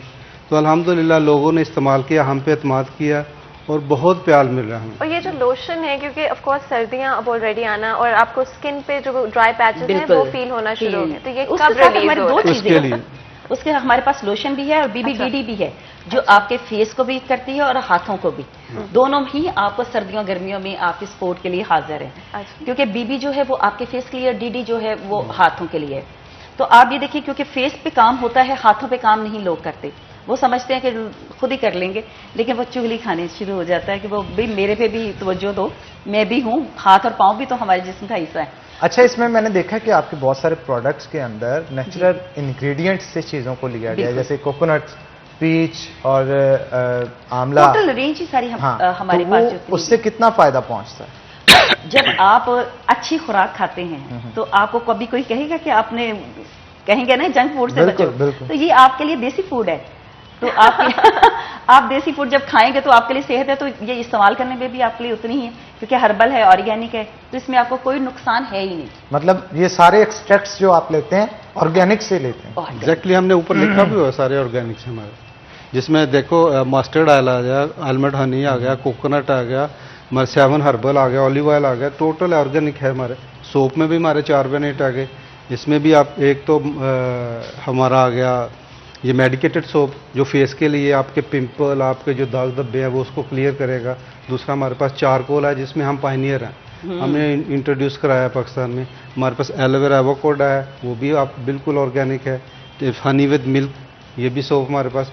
देखें, हमारे पास टोटल ऑर्गेनिक वेरिएंट्स हैं। और ये आपने जो प्रोडक्ट्स मेंशन किए, ये डेफिनेटली आपने बिल्कुल सही कहा कि they are the first in Pakistan. First in Pakistan, exactly. Charcoal की भी बात करें और साथ ही साथ आपने मेडिकेटेड, और एलोवेरा एवोकाडो, कोई भी चीज जब फर्स्ट हो किसी जगह पे तो आई थिंक उसकी पॉपुलैरिटी, क्योंकि चारकोल आपको पता है इतने माशाल्लाह फेमस हैं हमारे, तो लेकिन कोई काम नहीं किया था, और हमें तो बेकायदा वो हर्बल है, ऑर्गेनिक है, कोई इस पे साइड इफेक्ट नहीं है, और आपको एक सोप की सूरत में भी दे दिया है, फेस वॉश की सूरत में भी दे दिया है कि आप दोनों तरह से इसको यूज कर सकते हैं।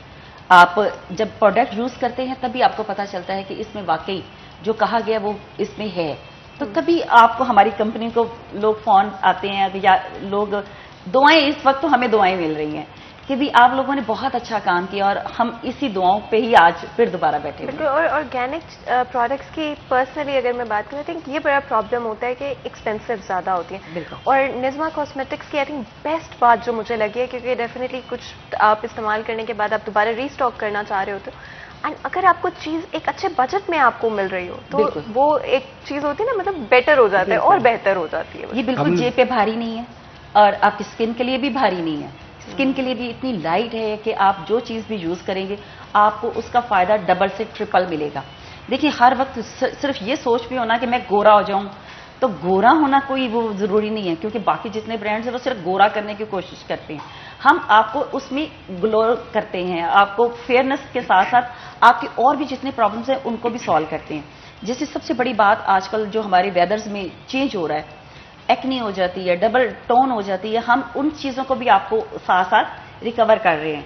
ये नहीं है कि हम आपको सिर्फ वाइट करके तो आटे की तरह बिठा दें कि भाई ये बड़ा गोरा चिट्टा हो गया, तो वो नहीं है, आपको साथ साथ फेयर कर रहे हैं। एनी, आपने बहुत एक अच्छा पॉइंट जो है, क्योंकि आई थिंक आपका स्किन टोन जो भी हो, बिल्कुल द पॉइंट इज कि आप उस पर वो ग्लो और वो एक जो अट्रैक्शन है आप वो ला सको, और स्किन टोन जरूरी नहीं होता। जो बंदे मैंने देखे हैं आज तक, गोरे जी हम गोरे हो गए, हम फलां के क्रीमें यूज कर रहे हैं, वो सिर्फ आपको ऐसा लगता है एक स्किन के ऊपर एक फेस लगा दिया गया है, ना कि उसके अंदर लेयर एक बना दी गई, लेयर बना दी गई है, ना कि उसके अंदर कोई अट्रैक्शन नहीं है, कोई ऐसी चीज आपको नजर नहीं आती, नेचुरल लुक नेचुरल नहीं है। तो हम आपको ये दावे के साथ कह सकते हैं कि आप हमारी ब्यूटी क्रीम यूज करते हैं, BBDD करते हैं, फेस वॉश हमारे वाला यूज करते हैं, तो आपकी जितनी प्रॉब्लम्स हैं सबसे पहले तो वो खत्म होंगी, जो आपके फेस के ऊपर देखिए एक डलनेस आ जाती है वो खत्म होगी, डबल टोन खत्म होगी, छाइयाँ खत्म होगी, और उसके बाद आपको ये हसीन करना शुरू करेगा। अच्छा, ये बहुत सारे लोग ऐसे भी होते हैं ना, स्किन के ऊपर बड़े पोर्स होते हैं उनके, और ऑयली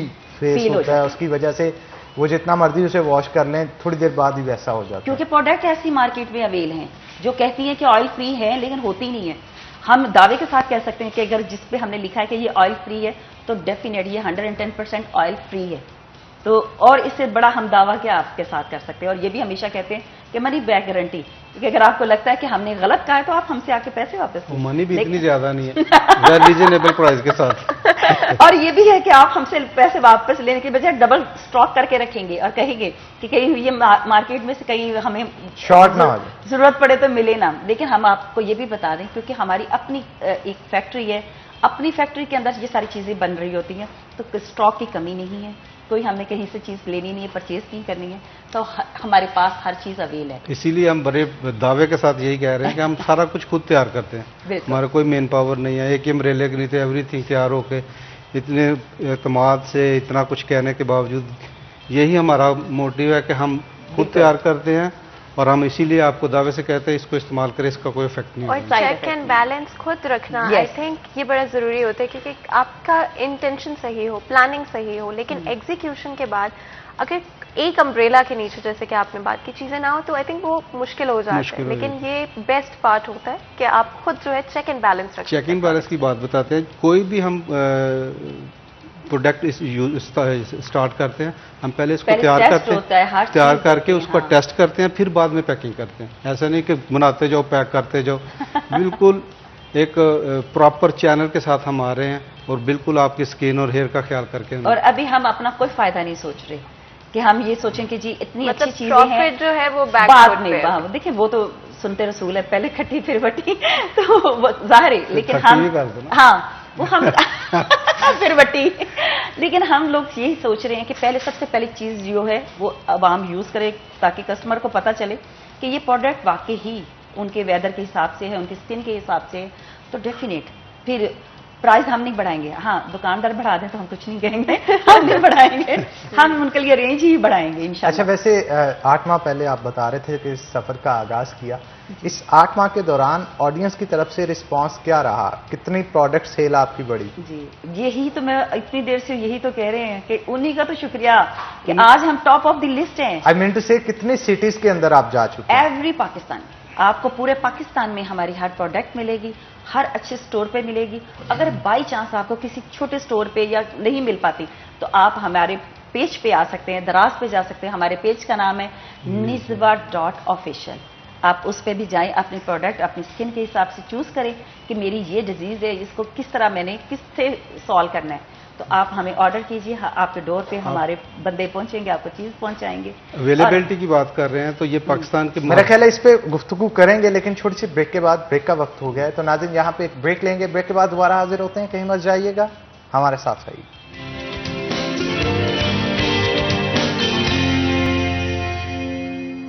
वेलकम बैक नाज़रीन, ब्रेक के बाद खुशामदीद। निज़वा कॉस्मेटिक्स के हवाले से गुफ्तगू कर रहे थे ब्रेक से पहले, और कौन कौन सी उनकी कॉस्मेटिक रेंज है इस हवाले से गुफ्तगू कर रहे थे। तो एनी हमारे साथ मौजूद है, मजीद गुफ्तगू करते हैं उनके साथ। एनी, जैसे आपको पता है कि अब 2-4 माह के अंदर ही सर्दियाँ जो हैं वो अपने ज़ोरों शोरों पे होगी, और ख़वातीन ख़ास तौर पे अपनी स्किन के हवाले से बड़ी केयर करेंगी। सर्दियों में एक आम प्रॉब्लम जो मर्दों ख़वातीन दोनों को देखना पड़ता है कि डैंड्रफ पैचेस जो हैं वो बॉडी पार्ट्स पे नज़र आते हैं, फेस पे नज़र आते हैं आपको, तो उसके लिए क्या हल रिकमेंड करेंगे आप? सबसे पहले तो हमारी ब्यूटी क्रीम जो आपके सारा दिन आपके फेस की हिफाजत करेगी। उसके बाद हमारे जो आपके सामने नज़र आ रही हैं फेस वॉश हैं, आप उसमें भी आपको नज़र आ रहा होगा कि नीम है, उसके बाद फ्रूटी है, उसके बाद हमारे पास चारकोल है। क्योंकि सबसे बड़ी बात चीज़ ये होती है नीम। अब जैसे आपको पता है नीम तो बहुत सारी चीज़ों का हल है। तो आप जब अपने फेस को अच्छे तरीके से ड्राई रखेंगे और उसको अच्छी प्रोडक्ट के साथ यूज़ करेंगे तो डेफिनेट आपको सर्दियाँ हो गर्मियाँ हो, गर्मियाँ अगर आती हैं तो आपको लगता है कि अब और मुसीबत में पड़ गए। सर्दियाँ आती हैं तो फिर भी हमें होता है कि आपने कवर रहना होता है, बहुत सारी चीज़ों से आप बच जाते हैं।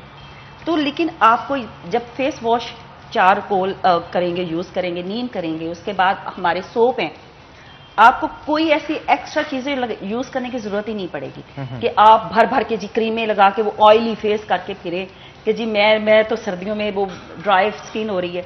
आप, मैंने कहा ना, चूज आप नहीं करना है कि आपकी स्किन के लिए क्या बेहतरीन है। वो आपके सामने 4 तरह के सोप नज़र आ रहे हैं। आप अपनी प्रोडक्ट को खुद चूज कीजिए कि मेरी ये प्रॉब्लम हो जाती है। आप चारकोल यूज करते हैं, वो भी कोई आपको नुकसान नहीं देगा। आपका फेस ऑयली है, ड्राई है, आपको ज्यादा ड्राइनेस कर जाता है तो आप चारकोल यूज कर सकते हैं, मेडिकेटेड है। आपको एक्नी की, क्योंकि सर्दियों में कुछ लोगों को एक्नी की भी प्रॉब्लम हो जाती है, हीट क्योंकि वो खाते हैं ज्यादा, ड्राई फ्रूट्स खाते हैं, एक्नी बहुत हो जाते हैं, तो आप मेडिकेटेड यूज कर सकते हैं जो आपकी स्किन को इंशाल्लाह आप खाएंगे जितना मर्जी और यूज करेंगे मेडिकेटेड तो आपको ये भी प्रॉब्लम नहीं होगी। अच्छा, हाथों और पैरों के लिए खवातीन क्या करें? वो हाथों के और पाँव के लिए हमारे पास डीडी है, बीबी जो है आपके, मैंने बताया फेस के लिए डीडी हाथ और आप उसको भी, आप उसमें भी कोई आपको वो ऑयल नहीं है, कोई उसमें ड्राइनेस नहीं है, आप उसको लगाते हैं तो वो आपके जो सर्दियों में एक ड्राइनेस की ज्यादा प्रॉब्लम होती है। वैसे वो हर्बल टोटके होते हैं ना कि बताते हैं ये चीजें मिक्स करें, इस तरह की क्रीम बनाएं, ये करें, वो करें, ठीक है ना। तो उससे बेहतर ये कि बाजार में जाएं आप, निजवा कॉस्मेटिक्स के प्रोडक्ट रेंज को लें और घर पे ले आए। वही आपका काम करके हमने इधर रख ये दिया, हमने बस आपने आप- यूज करना लेके। देखिए आजकल सबसे बड़ा इशू हो रहा है कैराटीन, जो लोग बालों में करवाती हैं, खवातीन हमारी खास तौर पे करवाती हैं, तो उनको ये नहीं पता कि उसमें वक्त जब वो पार्लर में जाती हैं तो कितने केमिकल्स हमारे बालों पे अप्लाई किए जाते हैं, और उसके बाद जब हम उस वक्त तो बड़े खुशी खुशी पैसे लगा के घर चली जाती हैं, लेकिन विद इन डेज में वो आपके बाल जो हैं वो गिरना शुरू हो जाते हैं, क्योंकि इतना केमिकल्स एक ही दिन में लग जाता है। तो उसकी जगह पे आप हमारा सीरम है, हेयर सीरम, अभी वो थर्ड नंबर पे आपको नजर आ रहा है, ठीक है। आप जस्ट उसको लें, अपने वेट हेयर में हल्का सा उसको अप्लाई करें, उसके बाद आप स्ट्रेटनर करना चाह रहे हैं करें, नहीं करना चाहते तो भी आपके बालों को वो स्ट्रेट लुक यानी कि देंगे। हीट प्रोटेक्शन भी आपको मिल रही हीट है। प्रोटेक्शन भी मिलेगी और स्ट्रेट में भी लेंगे आप। बिल्कुल, और ये बड़ा जरूरी है। फ्लिसी फ्लिसी से हेयर हो जाते हैं, वो भी आपके ये सॉल्व करेगी प्रॉब्लम। यानी कि एंटी फ्रिज भी है और साथ ही साथ आपको हीट प्रोटेक्शन भी मिल रही है, यानी कि आपके जो ऑल हेयर प्रॉब्लम्स है वो करेगा। उसके बाद हमारा शैम्पू है। आप देखिए मैंने क्या कहा कि अगर आप देखिए यूज हमारी चीज एक कर रहे हैं, उसके बाद आप किसी और कंपनी की प्रोडक्ट यूज कर रहे हैं, तो हम नहीं कहेंगे, हम आपसे ये कहेंगे कि आप निजवा की ही सारी चीजें यूज करें, तो आपको बेटर से बेटर रिजल्ट। अच्छा, खवातीन को ज्यादा होता है ना प्रॉब्लम हेयर्स के वाले से जी, कि वो चाहती हैं वॉल्यूम जरा बढ़ा दिखे बिल्कुल बालों का, वो तभी दिखेगा जब आप चीजें यूज करेंगे। पहले आपकी प्रॉब्लम जो होगी बालों की, कि देखिए अगर गिर रहे हैं तो आपके गिरते गिरते में तो वो बाल आपके नहीं होंगे ना, हेल्दी लुक नहीं देंगे। पहले आपकी प्रॉब्लम डिजीज को जो वो हल करेंगे, फिर उसके बाद आपकी ग्रोथ पे आएंगे हम लोग ना। क्योंकि अगर आपकी चीज एक कंटिन्यूसली गिरी जा रही है तो उसमें से आपको पहले किसका हल करना है, ग्रोथ का या हेयर फॉलिंग का? आपकी, क्योंकि आपके माशाल्लाह इतने प्यारे बाल है और मैं वही तब की देख रही हूँ कि यार मतलब किस तरह से आप ख्याल रखते हैं, तो मैं चाहती हूँ कि हमारे ऑडियंस के लिए आप अपनी जो आपकी क्या बोलते हैं जैसे रूटीन है, किस तरह से अपने बालों का ख्याल रखते हैं? मेरी प्रॉब्लम होती है, मैं जैसे बहुत ज्यादा ट्रैवलिंग करती हूँ, तो मैं कभी कहीं जाके हम ज़ाहिर नहा रहे हैं, वॉश कर रहे हैं, तो मैं यूज करती हूँ। देखें मस्टर्ड ऑयल जो है सबसे बेहतरीन हमारी माएँ कहा करती थी, लेकिन मैं मस्टर्ड के बाद देखती हूँ कि नहीं, आज मेरे 3-4 दिन हो गए मैंने यूज़ किया, मैं कोकोनट ऑयल यूज़ करना चाहती हूँ, मैं कोकोनट पे आ जाती हूँ। फिर मैं कहती हूँ नहीं, आज मेरे बालों में ये प्रॉब्लम अब ठीक है, या बाल स्मूथ मेरे फील हो रहे हैं, तो मैं हर्बल पे आ जाती हूँ। मैं 7 वेरिएंट यूज़ करती हूँ। तो मतलब ये नहीं है कि मैं एक ही लकीर की फ़कीर हूँ, मैं अपने सारी प्रोडक्ट को बारी बारी ट्राई करती हूँ। और किस लिए करती हूँ, क्योंकि मुझे पता है कि मैं आज यहाँ हूँ, मुझे यहाँ पे वेदर ये था, मैंने आज बालों में बहुत ज़्यादा हीट यूज़ की हुई है, क्योंकि हम लोग कुछ मुख्तलिफ चैनल्स से आ रहे हैं, वहाँ पे भी मैंने हेयर स्ट्रेटनर यूज़ किया और उसके बाद वहाँ से निकले दूसरे पे गया, वहाँ पे भी, तो यानी कि एक ही दिन में मैंने कोई 5 दफ़ा स्ट्रेटनर यूज़ मुझे करना पड़ा। तो फिर मैं देखूंगी कि मैं आज मेरे बालों को ऑयल ज़्यादा चाहिए, मसाज ज़्यादा चाहिए, तो मैं 7 वेरिएंट पे आ जाऊंगी कि मेरे बालों को अब इसकी ज़रूरत है। तो फिर मैं उसको रिलैक्स होने के लिए आधा घंटा 1 घंटा छोड़ूंगी, फिर उसके बाद वॉश करूंगी अपने ही निजवा से। अच्छा, कि ताकि मुझे पता हो कि मेरी चीजें हमारे साथ हैं, वो उसमें कोई नुकसान नहीं है। और वैसे भी कॉन्फिडेंस होता है ना कि ये आंखों के सामने तैयार हुई है, तैयार हो रही है, और फिर मैं उसके बाद मुतमिन हूँ कि अब तुम दोबारा हीट करो, इसको जैसे मर्जी करो, मैं सन में जाऊं, मुझे कोई टेंशन नहीं है। और सीरम जो ऑफ कोर्स निजवा का है, वो आप किस तरह से इस्तेमाल करते हैं? जैसे गीले बालों में हल्के से आपके वेट बाल रह जाए, ये नहीं है कि आप नहा के निकलें और फुल गीले बाल हैं और उसमें आप अप्लाई कर लें, उसमें कोई नहीं, लेकिन उसका ज्यादा इफेक्ट होगा आपका जब बिल्कुल लाइट से वेट रह जाएंगे। सही। आप उसके बाद आप उसको लगाएं, और उसके बाद उसको नेचुरली होना चाहते हैं कि ड्राई करना चाह रहे हैं वैसे करें, ड्राई के साथ करना चाह रहे हैं कि ड्रायर के साथ करना चाह रहे हैं, लेकिन करें, लेकिन उसके बाद आपके बाल बिल्कुल माशाल्लाह स्मूथ और सिल्की और शाइन रहेंगे। ज्यादा जरूरी होता है स्मूथ भी होने चाहिए, ये नहीं है कि वो बाल आपने कर लिया उसके बाद वो एकदम लगता है इसमें क्या बम फोड़ दिया किसी ने। और आजकल वैसे भी गर्मी चल रही है, तो गर्मी के अंदर बहुत सारे लोगों को ये इश्यू भी होता है कि दिन में 2-2 बार नहाना पड़ता है, क्योंकि सर से स्मेल आना शुरू हो जाती है। मर्दों को ज्यादा प्रॉब्लम होती है, लेडीज को कम होती है, क्योंकि मुझे तो नहीं है। ये जो क्वेश्चंस पूछते हैं लोग, उस हवाले से मैं क्योंकि आपसे डिस्कस करना चाह रहा हूं। किस हिसाब से कह रही हूँ, क्योंकि अगर बाइकर हैं तो डेफिनेट वो हेलमेट पहना हुआ है और डर्ट भी उसमें, बिल्कुल आपके बाल कवर है, पसीना आ रहा है, तो वो घर जाएंगे तो डेफिनेट घर वाले यही कहेंगे पहले नहा के आओ। लेडीज होम घर में ही रहती हैं, घर में होती है या गाड़ी में होती है, मोटर बाइक पे तो शाम को ही निकलती हैं। और हेलमेट के बगैर निकलती है। तो ये मर्दों को ज्यादा होती है। तो वो आप हमारा नीम शैम्पू यूज करें, ठंडा ठंडा कूल है हमारा, ताकि आप गर्मी में जा रहे हैं, आपके हेलमेट भी है और आप ठंडा ठंडा कूल यूज करें।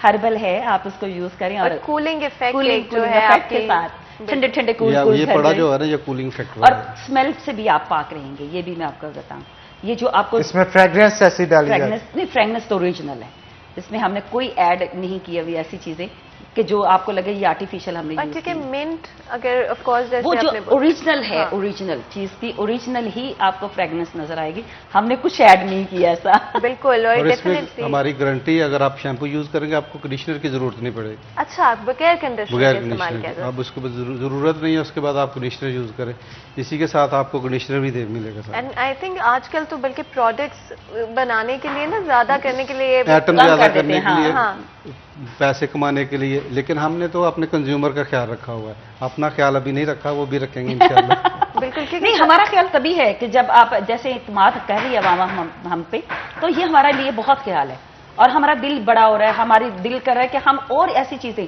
जो हमारी पाकिस्तानी अवाम या हमारी इंटरनेशनली अवाम नहीं आज तक यूज कर सकी, धोखा खाती रही है, हम उनको वो ट्रैक पे लेके और उनको कहें कि नहीं, अब से निज़वा आपने यही यूज करना। और ये इतने कम टाइम में निज़वा इंटरनेशनल ने अपना एक मार्क बना दिया इंडस्ट्री के ऊपर, अच्छे कॉम्पिटिटर्स को मतलब फुल ऑन टक्कर दी हुई है और रैंकिंग में इतना ऊपर जा रही है।